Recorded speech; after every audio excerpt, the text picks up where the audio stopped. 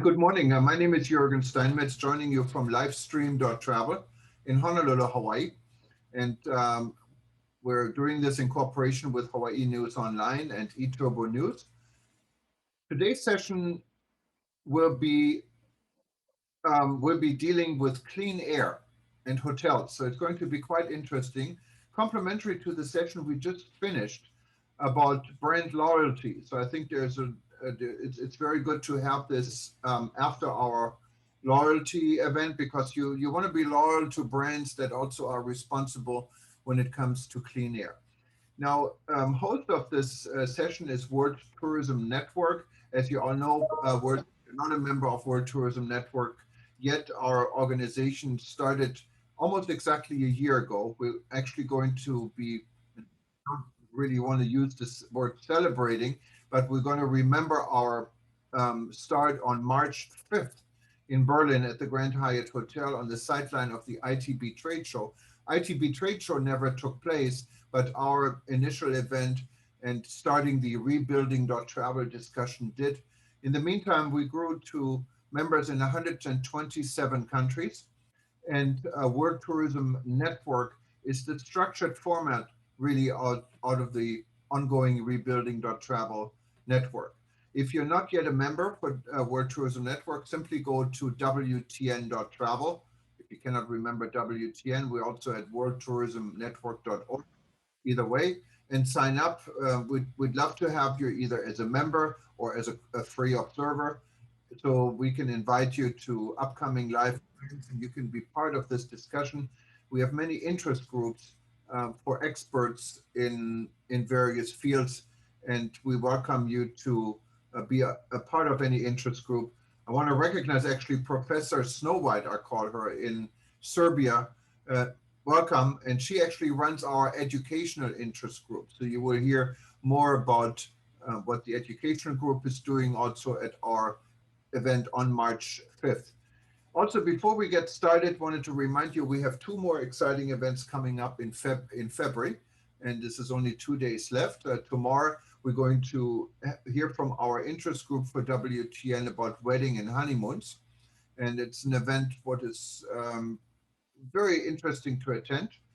So don't miss this. You can still sign up at worldtourismevents.com.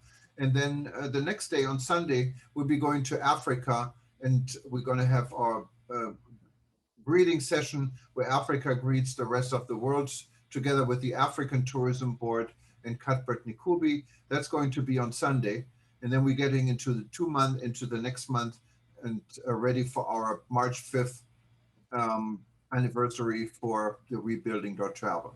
Without further delay, and before maybe Peter can introduce our guest, I wanted to give the microphone to my co-host, Peter Tarlo. He's joining us as always in Texas. I don't want to ask him how the weather is. We always do this, but it's too early, you know. I guess it's late. It's already afternoon where you are. But anyways, Peter, hello. Unmute myself. There I go. Yeah, no, the weather is it's good here, so not much to discuss. But I do think we have really important topics to discuss, more than the Texas weather, which last week made more news than it ought to have. But the whole issue of pure air in people's hotel rooms or in conference centers or wherever people gather. And this is really an essential part of tourism security. We tend to take it for granted, but it really should not be taken for granted, because without pure air, everything else falls apart. People certainly, they get sick, they can't breathe, they don't want to come back. So I have behind me as a background today, it looks like a forest fire from California. And I did that on purpose because I wanted people to, again, emphasize the importance of clean air. And without that, tourism really cannot go through. We're seeing this, the issues in airplanes, where they're talking about new filter systems. We're seeing this in the need for hotels, for conferences, for schools. One of the big issues that's now facing many parts of the world since COVID has come through is, do you have proper air filtration systems in the public schools or in any school building. It doesn't have to be public, it could be public or private. But all these are interlocked and they're one of the building blocks of life. So we need to have pure food, pure water, pure air. And without that, nothing else goes forward. So today, our speaker, Alan Wozniak, I hope I got your last name correct there, is going to begin to present to us all of the needs of what his company is doing and the science behind the need for pure air. And that will lead into hopefully a really good discussion about the interaction between tourism and good, breathable, healthy air. So Alan, the floor is yours. Make sure you unmute yourself. Perfect. By the way, speaking of tourism, I'm from the Tampa Bay area, which has many beaches along its shore. And we were rated by I'm not sure what tourism group, but we were rated the #1 beach in the world. Second was, I think, Honolulu, Jurgen, where you're from. So yeah, tourism is big, and that was heavily promoted. And obviously, being in the in this region, we got chosen as as one of the top beaches. But Jurgen, thank you very much for inviting me to this broadcast.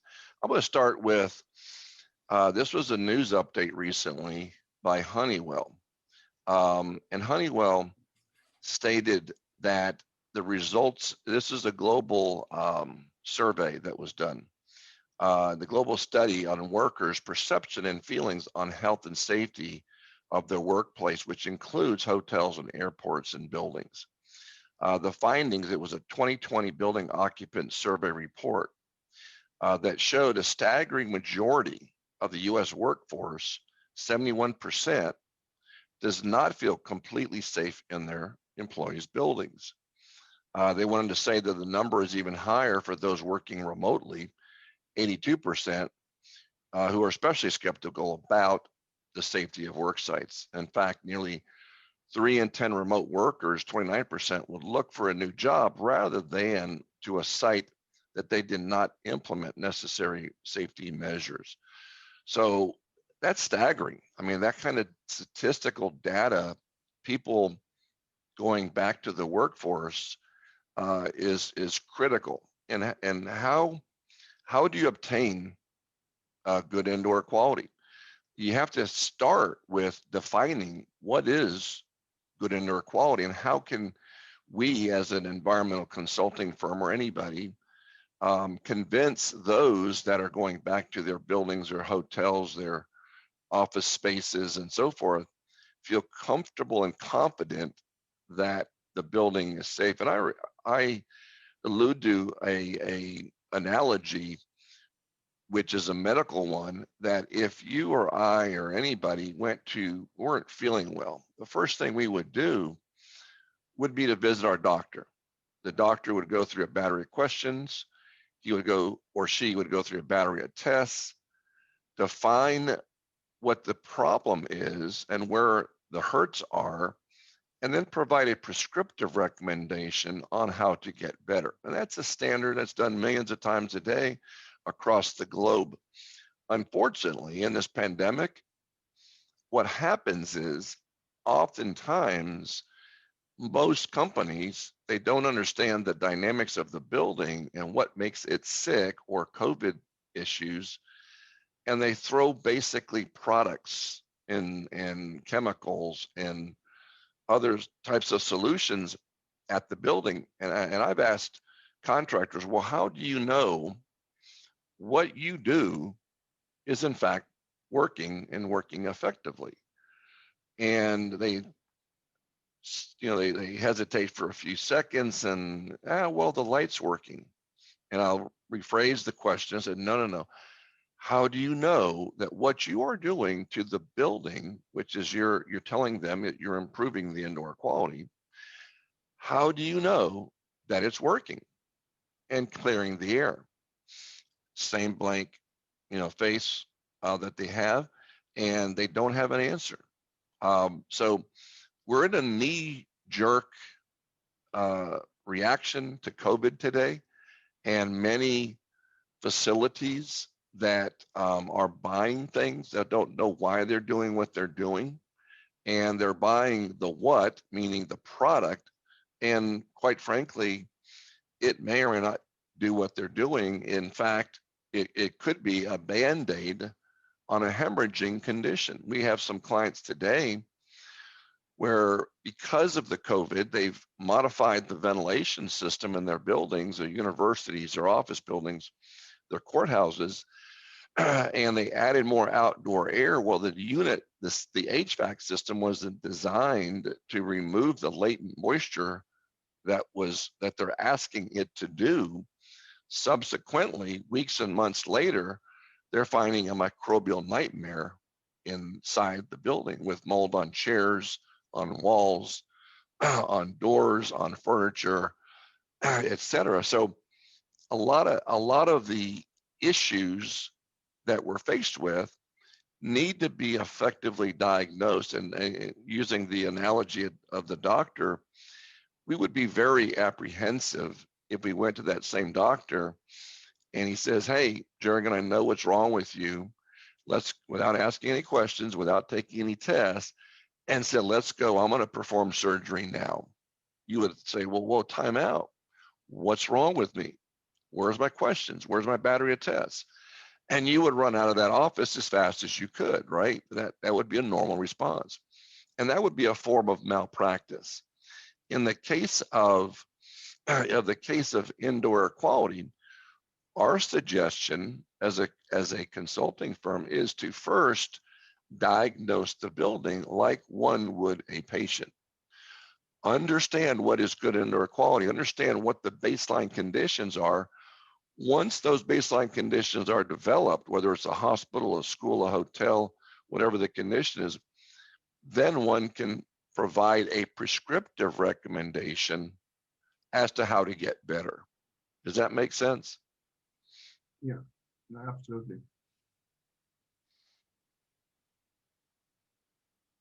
That's absolutely typical medicine that you would want to do. So what you're basically arguing is that you are presenting yourself as doctors of air quality.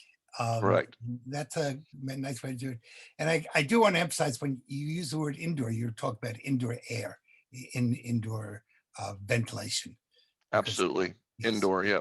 I wanted to make sure everybody understood you're referring to air quality indoors versus air quality out of doors. Absolutely. Big difference. In fact, people will say, "Well, let's go outside and get a breath of fresh air."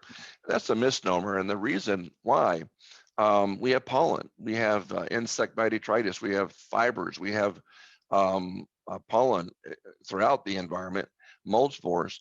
And when we, as a consulting firm, we will inevitably take an outdoor sample in each of the studies that we've done, which we've done over 12,000 studies across the country, covering over 800 million square feet. So we've done a lot. And the outdoor air will be about 100 times worse than the indoor air. Yeah. And you say, "Well, why is that? How is that?" Well, think about it. We are conditioning and filtering the indoor air. We don't condition and filter the outdoor air. So subsequently, when they have very high problems in the air, you will be told during areas of smog or pollution, please stay indoors, don't go outdoors. Older people or young children shouldn't go outdoors. Perfect example, we all know most weather forecasts today give you air quality outside also, which means that there are problems. Absolutely, and that's a great point. That we have outdoor pollution studies all across the world, and it's being reported every day as to high pollutant, high pollen, high particulate, PM 2.5. But we're not being told what the indoor air quotient is of indoor environments. And it's critical, the fact that we breathe, thousands of gallons of air a day per person. That's a huge amount of air that we are breathing, whether it's good air or bad air.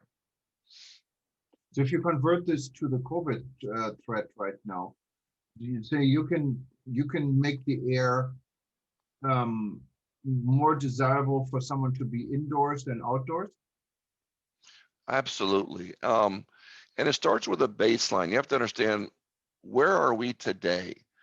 What is the condition of the indoor environment today? And that includes a number of different assays, meaning your microbial, your bacterial, your mycology, which is your fungi, your particulate, your PM 2.5, PM 10, 1 micron, 3.3 microns, your VOCs, your temperature, your humidity.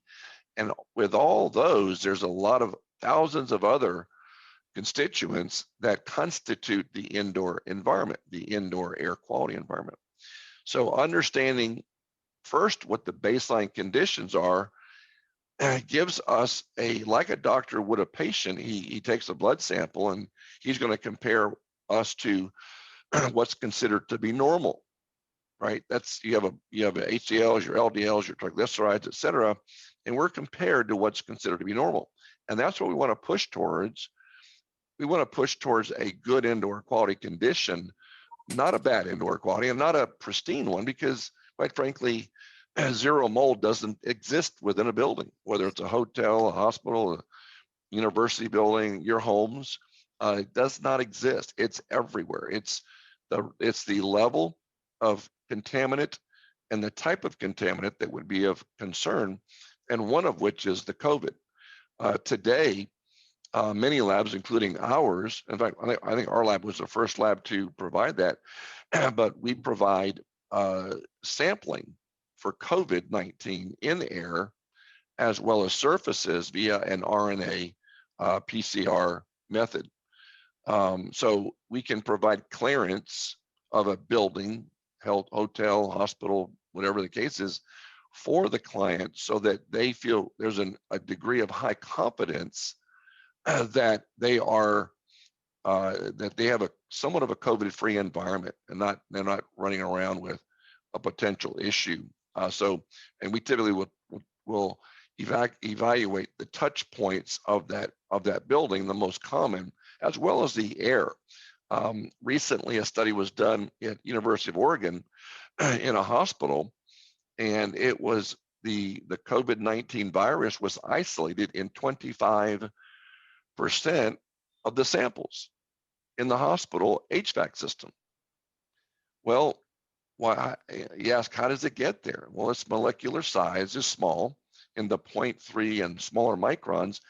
It literally went through the ventilation system, through a circulation. We design, as mechanical engineers, we design HVAC systems to change the air 4 to 6 times an hour.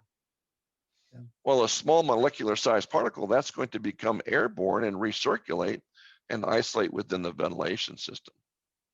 So, we put these into somewhat lay terms or tourism terms.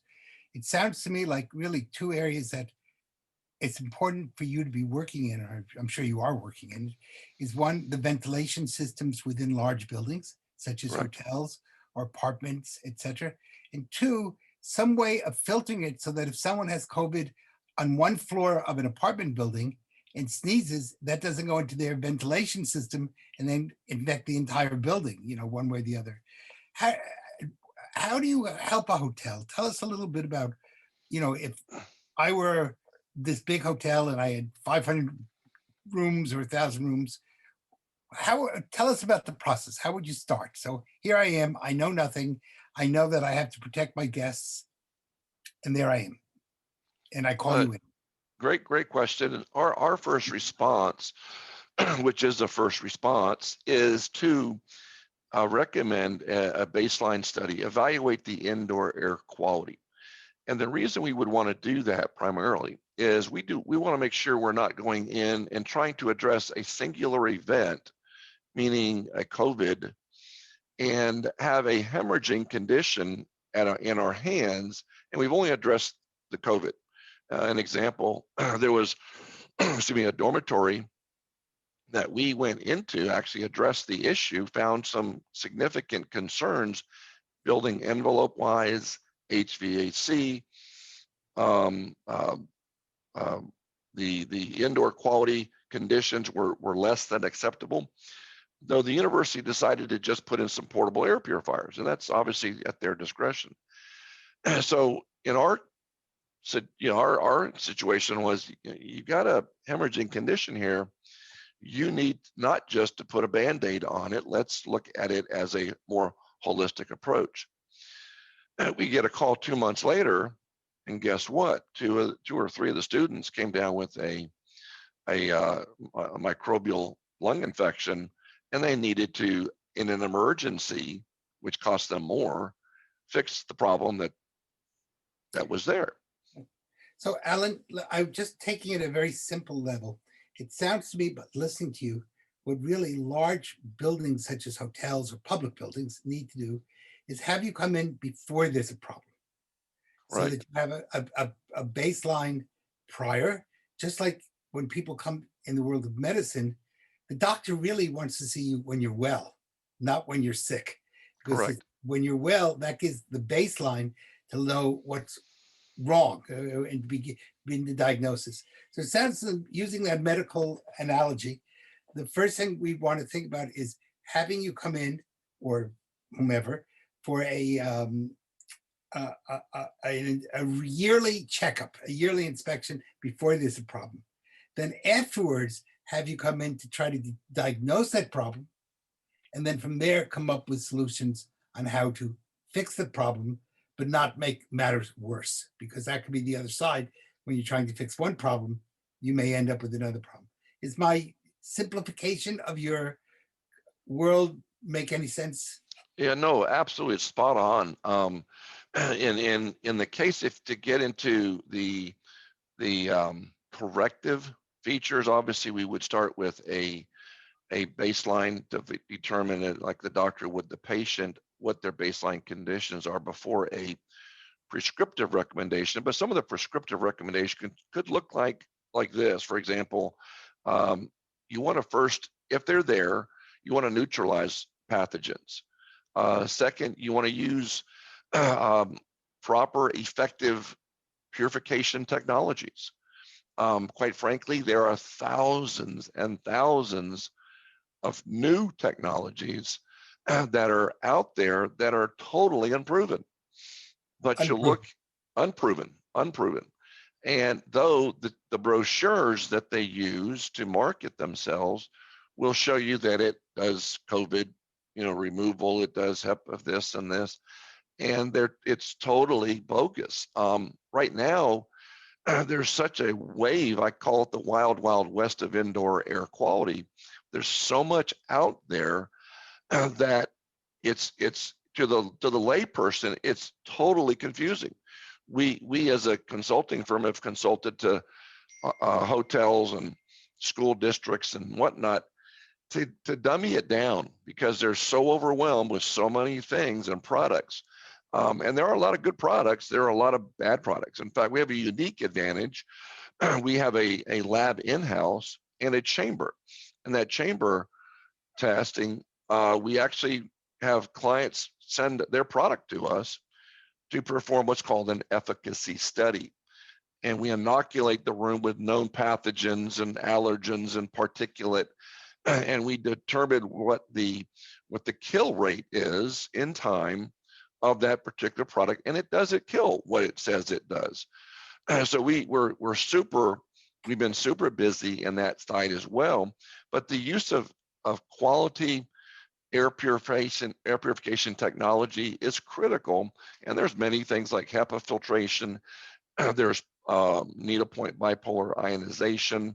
There's charcoal filtration. There's antimicrobics that are used, and electrostatic precipitators. There's just a lot of different types. But like a doctor in a patient, the doctor's gonna prescribe a specific solution, and not all air purifiers are going to be the best fit for the particular client. So again, I think you hit an important point that maybe needs just a little bit of clarification for the layman. And that is that you listed all these various techniques that can be used. Now, if somebody came up to me and said, do you want to use charcoal filtration or this filtration and that filtration? I would kind of look at them dumbfounded because I really don't know the advantages and disadvantages. So maybe for the audience, it would be helpful if you could just mention one or two of them and then simply say, this has this advantage or this disadvantage, or the cost is you don't get your money's worth for the cost, or it filters this type of air, pollution from forest fires, but it doesn't do a good job with COVID or whatever it happens to be. But, kind of give us an overview of the what we call filtration for dummies. In other words, make it easy for people to understand what you're saying. Well, a good point. Three of the main ones that you will see quite often, and again, there's so much variation with each of the three, but one is HEPA filtration. We probably have all known what HEPA filtration is. That's the highest level filtration one can purchase, though if you were a homeowner or a hotel or a business owner, the air purification unit you would have to have it mechanically designed effectively because it's so dense. I mean, you're talking about a 12-inch filter that has thousands of square feet of filter surface area that will restrict the airflow going in the building. So, you may have put that in, but you're going to cause a secondary problem, and you're going to be burning out motors at a rapid pace. So there's a cause-effect relationship. There are a lot of good HEPA filters in many products that are extremely useful, but you have to make sure that they are true HEPA filters. Another one is needlepoint bipolar ionization. Basically, again, that's a lot of words. Yeah, needlepoint bipolar ionization, NBPPI. And what that is basically it's just shooting naturally. If you were in the mountains, the normal level of ions in the air, positive and negative, would be about 1,000. As you get closer to the city, you might be in the 400 to 500. As you get into a building, you may be 5, 10 or less. And ions are good because they're attacking any pollutants that are in the atmosphere. So what the objective with needlepoint bipolar is to produce them naturally or unnaturally in a electric field within a box, air purification box, or using the air handler as the air conveyance mechanism, and to produce those in large quantities, literally in the millions of ions. And because the pollutant level in buildings are so significant that you want a lot of ions, and the ions don't last. They last for 15 seconds, and they'll either attack something and move it on or kill it, or they'll pass on. They'll die. So the needlepoint is very good, but again, it has its limitations, like HEPA does. And to be frank, there's no silver bullet. There's just not one product that's going to solve all your issues. And the third one, in technology wise, again, you got your HEPA, your bipolar ionization, and I'm trying to think. I lost my train of thought on the third one. But those are your two primary purification devices that will be very helpful to building owners. But again, if you do just that and you install these in an air purification device, the difficulty is you don't know that you're providing clean air yet. An example, excuse me, if you have a ventilation system that is extremely dirty, and we are unfortunately in a deferred maintenance, 20-year deferred maintenance environment. It's bad. I mean, we've been in buildings and hospitals and schools and hotels that, they just haven't, they just haven't, because of not anybody's fault, but just because it didn't exist. And so if you have a ventilation system that's super dirty and is moving air 4 times an hour, 6 times an hour within the building, that air purifier you got in the corner of your room is doing very little good to fix the problem. It'd be like taking aspirin for cancer. It's not going to work, or it'll be limited. It might be a limited value in a short period of time. So those are things that the technology with air purification systems are very critical to producing a good indoor environment. The other we just touched upon is the hygienic cleaning of ventilation systems. Again, notorious for not being maintained. We're dealing with so many buildings. I mean, think about what we've done: 12,000 buildings over that in the last 36 years, over 800 million square feet.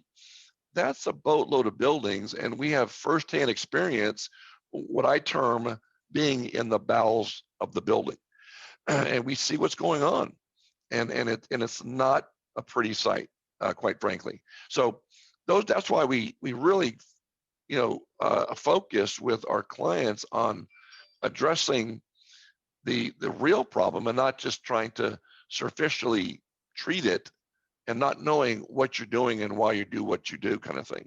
Yeah, and most of us, of course, this is a very unknown territory for most of us. Usually, the average person knows in your home, you change the filter for your air conditioning once a month, and that's what they know. So if someone were coming up to you, what would be 3 wise questions that a person could ask an expert like you that would make sense and be understandable? Are we referring to more on the hospitality side, or? Let's talk about hospitality, because this is we broadcast toward the world of hospitality. So I'm a hotel owner, a restaurant owner, or an amusement park owner, whatever it happens to be. I own a convention center, and I call you in and I say, I don't know, but I think there's something wrong, but I don't know what, what questions would you hope that I would ask you?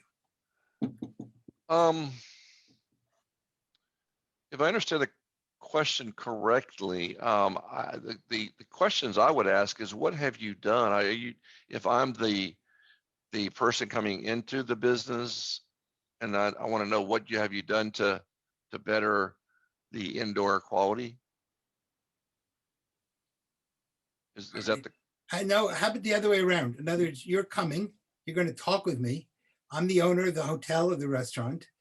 And I say to you, sir, I think we should have you here. But quite honestly, I don't know what to say. If you were my guide, you were my person whispering in my ear, what questions would you whisper into my ear that I should ask an expert like you? Well, in order to, obviously the key factor would be, are you concerned with the existing condition of your facilities? What steps have you taken in order to provide the assurity to your guests that you are providing high quality indoor air? What mechanisms are being procured to manage the indoor quality over time, and not just today or last week or last month, but today and yesterday, today and tomorrow? So those would be some of the questions I would be asking the business as to, what are you doing today that's going to make an effect on the building? Because at the end of the day, today in today's society, what's happened if we don't adhere to new standards of practice? And I say, there was a standard of care yesterday, and post-COVID, there's a new standard of care that's changing almost daily, as you can see with CDC protocols and others. But at the end of the day, what's going to happen is the result will be litigation risks, because the question is, what have you done to provide a safe working condition? And if you don't have clear, concise, specific answers, of protocols as to what you have done, then the potential cost of litigation or potential of lawsuits happening are extremely good. I believe this is going to be the, the next, ambulance chasers of, the legal profession. It's low hanging fruit.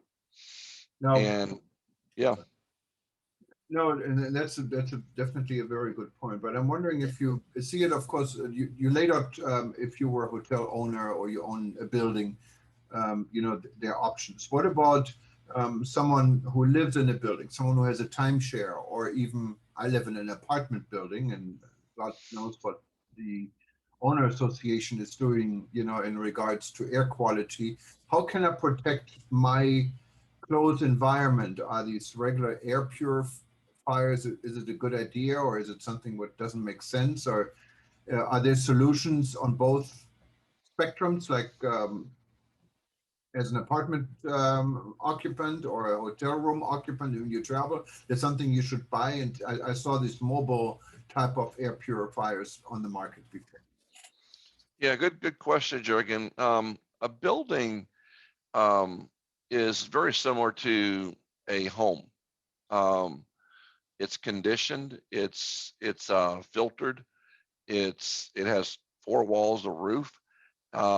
Just so the conditions are a little bit different. One's being worked in and one's being lived in. At the end of the day, the indoor quality is the biggest concern. And how do you achieve that in a residential unit, or in this case would be a hotel room condition? I would start with looking at the ventilation system, seeing how that's operating. Is the unit running optimally?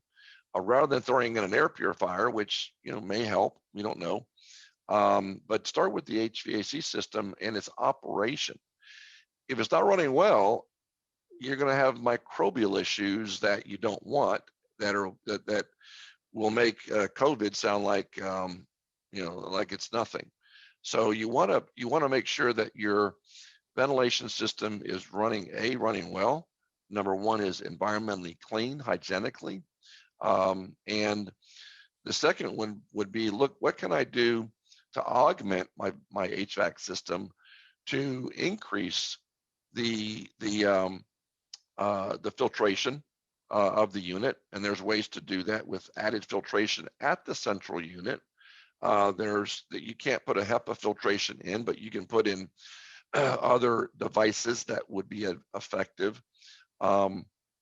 And then going into the building, the home, looking at potential purification devices that are effective in removing known pathogens, known viruses, and so forth. And then potentially an effective topical cleaning method that one is using on a routine basis to make sure that the touchable surfaces within the home room environment are being kept in an effective way. So Alan, but I'm coming just to a hotel for one day, so I can't check their ventilation system. True. And I don't even know where it is. I bought a hotel room. I'm staying there one night. Let's assume you're staying in a hotel for one night. What do you do? Not breathe? Well, You breathe? I would ask when I'm booking my room, I would ask the before I book a room, because I've been in, and I'm sure y'all have been the same thing. I've gone to hotels that I walk in, and these are high end, 2 or 3-4 star hotels, 5-star, and I get my key, I go to my room, and I take a deep breath, and it smells musty. And I'm like, okay, maybe it's just coincidence. I walk around and no, this is a musty room. I call down, I'm sorry, but the room's musty. I couldn't get me another room. If they get me another room, it smells musty. I've been in some hotels where I've literally had to leave, go to another hotel because it was a systemic problem within the hotel. In the COVID condition, what I would ask is, what are your best practices to maintain a COVID-free environment. For example, what records are you posting? Do you do distancing? Are you masking? Is there hand sanitization stations? Is there traffic flow portions? Is there plexiglass dividers stations at the front desk, the restaurants, the concierge? Are there temperature screening stations that we can monitor ourselves walking into the establishment? Can I check in virtually? I want to. I don't want to give people my credit cards. I want to be able to walk in. And then what type of technology are you using, Mr. Hotel, to assure of good indoor quality, and let them share with me what they've done. A lack of enhanced cleaning protocols is a concern. A lack of adoption by a association for a safe stay protocol is another example. Another issue would be if I were to walk in and there are dusty floors and walls. Obviously, housekeeping is not at its maximum, and topical cleaning plan. So those are a series of questions that I would ask in advance. So I know it would be an unusual conversation maybe with the concierge or the front desk, but it's one that we need to ask today. In nice world, you have to ask it. You're right. You have to. Yeah, Jürgen, do any of our listeners have questions they want to ask? Yeah, just please raise the hand. Your hand. No problem. We'd be happy to give you the microphone. Somebody's raising their hand. I just wanted to share something. Go ahead. Yeah, so I, in my role as facilities director, and also I'm an energy consultant and sustainable operation for buildings, I just would like to share my experience because I think with everything else, especially within the COVID time, we have to look into a holistic approach. There is not 100% safety from HVAC system, is not 100% safety with masks, and because not everybody is doing that, buildings are not well maintained. We all know that, So there was already a lack of really keeping the buildings up to date, and with the maintenance and the investment that is needed. So that was a lack that was before. So we cannot catch up and make everything 100% really safe for people just from one point of view. So it is a holistic subject that we have to address, and there is no 100% safety in any area.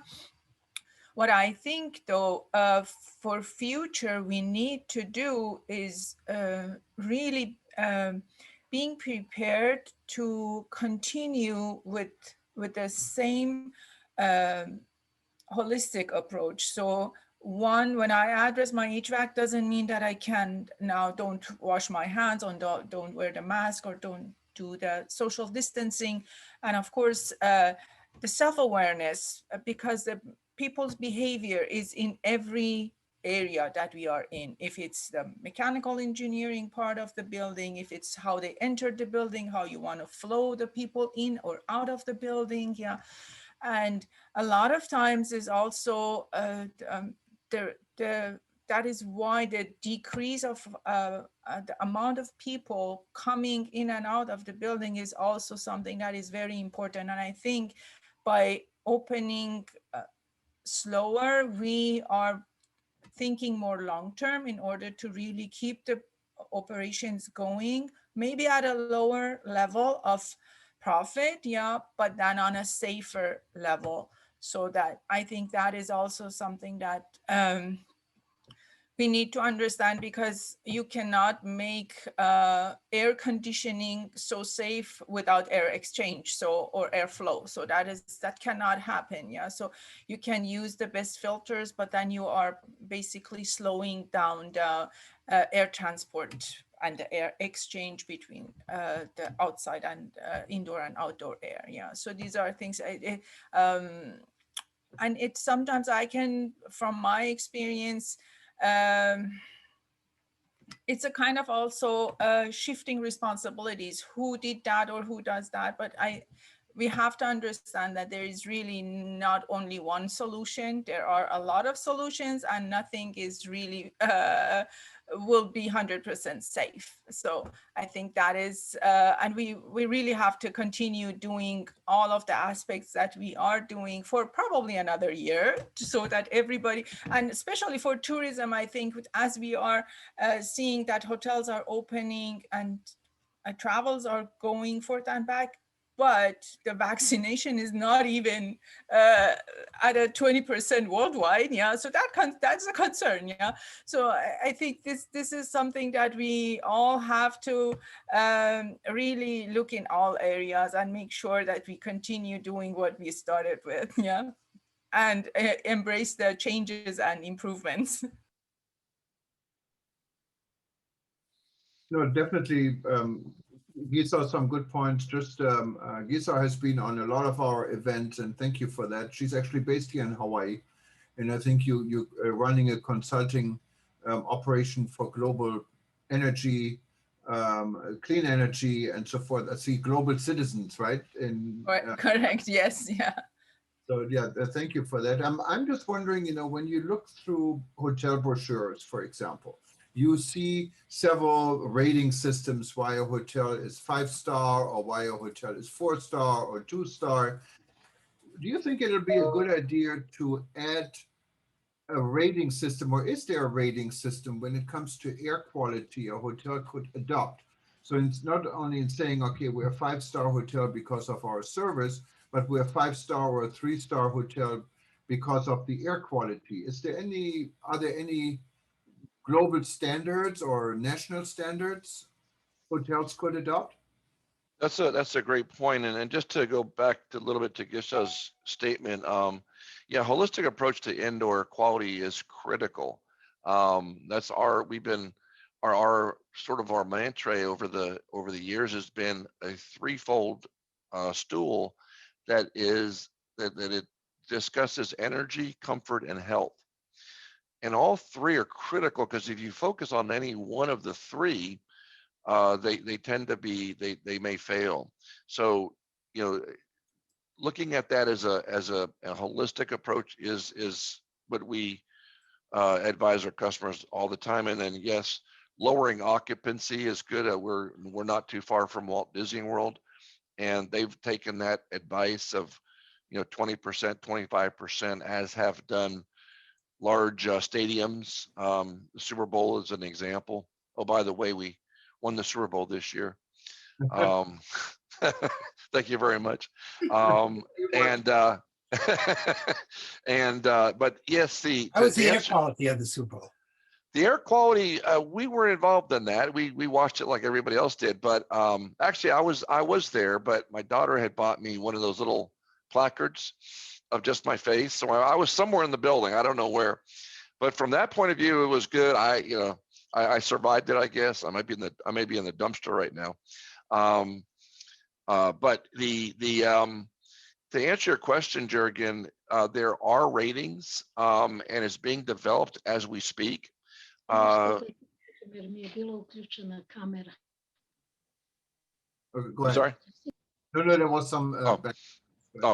But they are ratings, and the best way in 10 years ago or 5 years ago, the only way we could really give you a continuous rating, an effective one, would be to study the building every month, and that's expensive.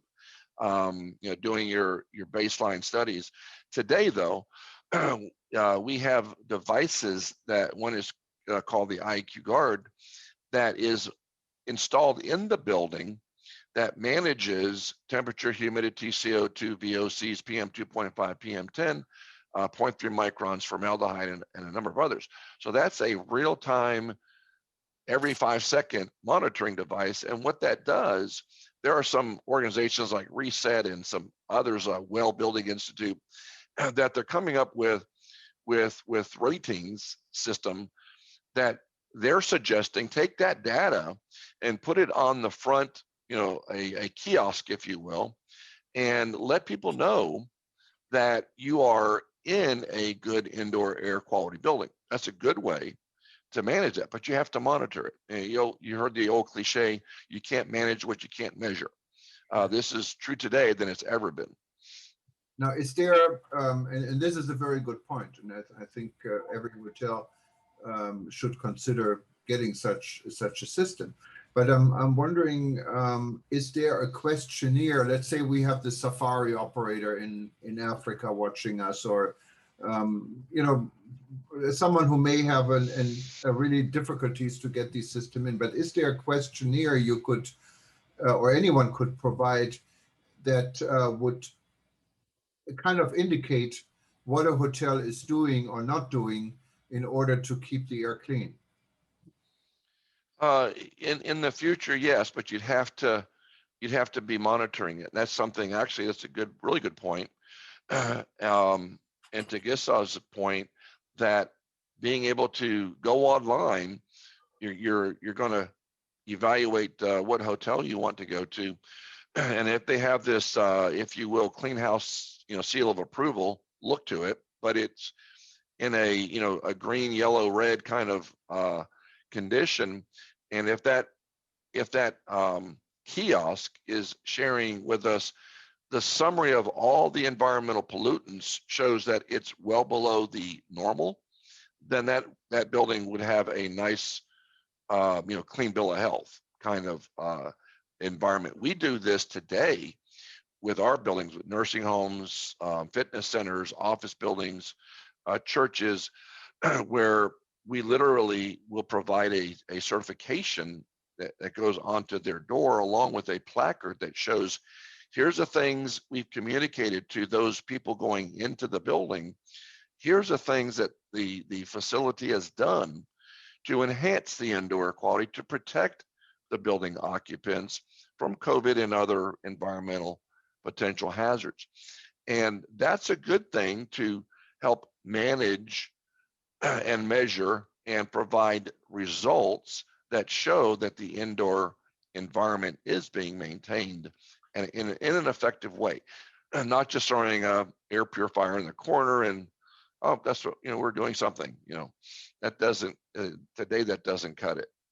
I think this is an important point, and maybe would ask Professor Snowhite in Serbia, who runs our educational group, to think about adding this type of subject to our reach out for education, to educate people in the hospitality industry, anyone who has to deal with indoor activities, to be aware of it. Don't you think so, Professor Snowhite? Yes, I think that this is very, very important subject, and people don't know much about it, really, because especially in this nowadays, I can say, when we are always thinking about the COVID, and as you said, going out for a fresh air, but actually out is not a fresh air. I think that this is a very good subject for the educational purpose, not only for the hotel industry, but also for tour operators, travel agencies, and for the students at the universities, because I'm not sure that we have any kind of a subject which is connected with this special problems. We have Especially something for restaurants. about the climate, about sun rising, sun falling, but about the pollution of the air at the tourist universities for tourism, College of Tourism. We don't have many subjects which are dealing with this problem. So I think that this will be a very what I can say, it is a very good idea to have this subject on our educational purposes. Yeah, maybe that would be excellent. Yeah. There's a linkage with Alan. I don't know if Alan will be joining WTN, but there would be a good linkage for educational outreach for the hospitality group. And then many of our members that are working within the hospitality group, whether it's hotel, restaurants, and so forth, to know. And thank you for attending, Professor Snow. I know it's like 9:25 in the evening where you are right now, or 10:20. Yes, something like that. But it's okay. I just start working, some typing some book, one book, and it's okay for me. I will continue working all evening and night. Fresh air outside because you have a lot of snow there, right? In Serbia right now. Not now, believe me or not, it was plus 18 today. Wow. Normally for February, here in Serbia is minus 15, but Oh today we my. have plus 15. It's like a spring, and So it's it's not like good Texas. for health. Professor, last week in Texas, we had Serbian weather. And this week, Oh, I you're see. having Texas weather. So Yes, I, we have a Texas weather. We send it to you and you send it to us. yeah, to be quite honest, I think most people here would rather have plus 17 than minus 17. So I most believe so. most I people in believe- Texas don't like cold. So But we're here all you- for global warming. Normally winter start here about, I mean, a lot of snow start in November, middle of November until the end of February. It is normal weather, but last year and this year we had, let's say, only in the mountains. Yes, we had a lot of snow, which was very good for ski season. But in the cities, just maybe 20 days of snow. That was all. Oh, it's too much. We have the other way around. It's normally about 20 degrees Celsius all winter long. And the last 2 years, it's gone down as low as 17 below zero. So, Wow. so Wow. it's been too cold here, but luckily the cold has gone away and it's now about 20 degrees Celsius or about 80 to 70 degrees Fahrenheit. Ups the air quality. And so we thank Alan. Yeah, so nose, and I'm looking out Ala Moana Beach Park here in Honolulu, one of our second largest beach parks in the Waikiki area, and a lot of people in the water, a lot of sailing boats out there. Go ahead, rub it in, rub it in. Well, I think, yeah, we have not so much concern with air pollution in the middle of ocean. Yeah, so we have no manufacturing, we have nothing. So I think that is, beside them, maybe sometimes the Kona winds bringing if the volcano is active, I think we're fine here. Was that I'm a gonna have to- volcano? Was that a volcano I heard, or was that water? Well, the volcano is on a different island. We are luckily we have Diamond's Head, but it's a dead volcano for the last 100,000, a million years. So we're lucky here, so we don't have an active volcano here. Well, It's good. better not to. They're actually not Yes. fun. And nor are they good for air pollution. I'm going to have to say goodbye to everybody. I want to wish everybody a really wonderful weekend. And I want to thank Alan for a really interesting topic about which most of us have no idea. And so this was really going into a new territory for many of us and learning things that most of us think, well, the good air quality and bad air quality, that's about it. And you really opened the door for all sorts of new information and for really ideas for us to think about. And yes, I agree with the professor that in the academic world, we never teach about this in tourism courses in universities, and yet they are important. I'm thinking about how many smells and issues must take place in restaurants. And how do we keep, once upon a time, we divided restaurants into smoking and non-smoking. And that was it. Right. That was the totality of our ability to distinguish. And wow, the world has changed radically. And so it's not just, and I want to emphasize that it's not just an issue of COVID. It's an issue of secondhand smoke or third-hand smoke.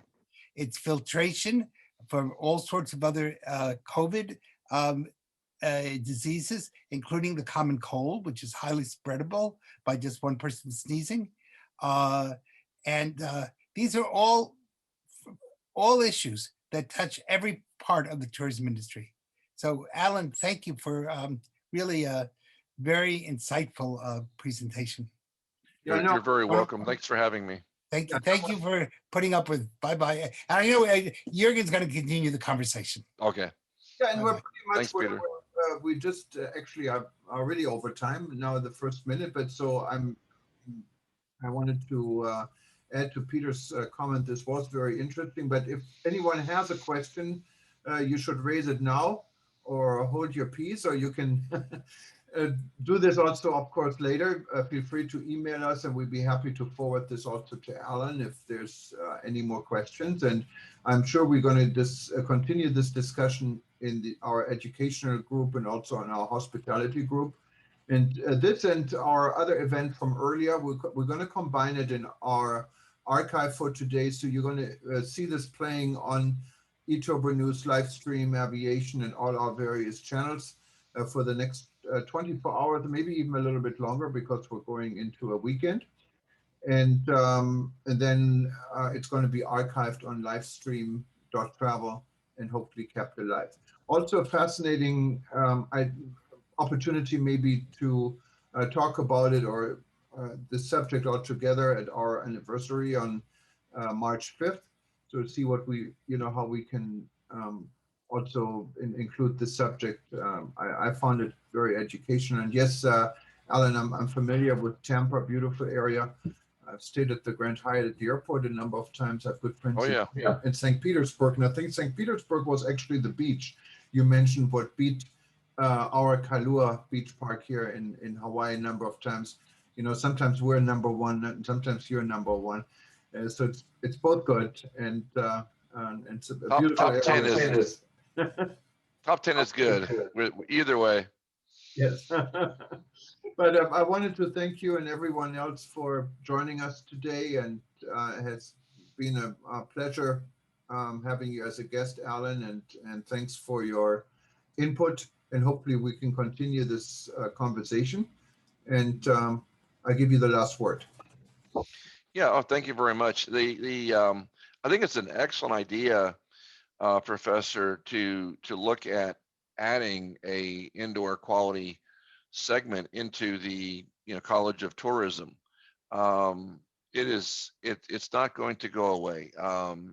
They need to understand, it's a whole nother world out there, and we've all seen it with buildings being closed down, restaurants, hospitals, schools, universities, and it unfortunately, it's not going to go away anytime soon. So I think educating is critical.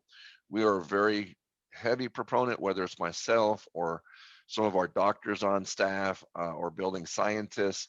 We would more than happy to help build a curriculum in any College of Tourism's unit. We have actually written Dr. Sahay, who is our director of lab services, co-wrote a chapter in a college manual book that is purchased internationally on indoor quality and what is baseline conditions. So this is in the College of Microbiology of some universities. So those are things that we would love to help out. I think, again, education is critical, and whatever we can do to help facilitate that, we're here.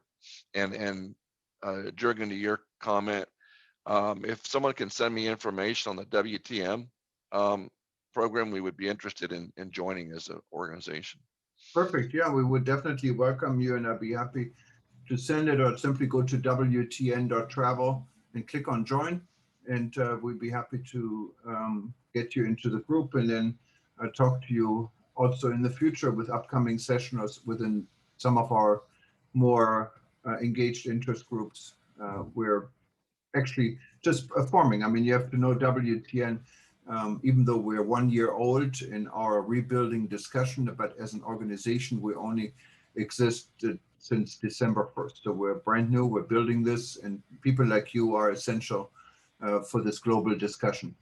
Well, thank you, everyone. And I can only say aloha from this part of the world. And hopefully we see you tomorrow when we're going to be talking about wedding and honeymoons with our wedding and honeymoon interest group.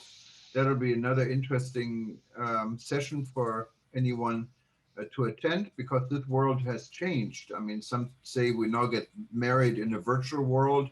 Not all true, but more tomorrow. Good night or good morning. 10:30 here in the morning. I know for Snow White in Serbia, as I said, 9:30 at night. And I see others here sending me a message from Bangladesh. It must be after midnight. So it's a small world after all. And next time we're going to visit Alan in Disney. You know, a little bit far from Disney, but close enough to get there. We'll go. All right. You guys Very good. Thank you. Thank you very much. Bye-bye. Thank you very much.